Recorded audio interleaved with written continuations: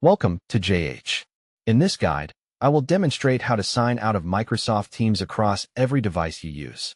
This simple procedure only takes a moment and is very useful if your account is active on multiple platforms. Whether you are concerned about security or just want to close every open session to ensure no one else has access, this tutorial will walk you through the process. To begin managing your active sessions, launch your preferred web browser and head to the official Microsoft Teams site. You must log in using your account details if you aren't already signed in. Provide your email and password to proceed. If you have two-factor authentication set up, simply complete the verification prompts to gain access. Entering your account is the necessary first step to reaching your management settings. Once you have accessed your account, look for the profile icon located in the top right corner of the interface. Clicking this icon triggers a drop-down menu containing various account options. This is where you can control your device settings.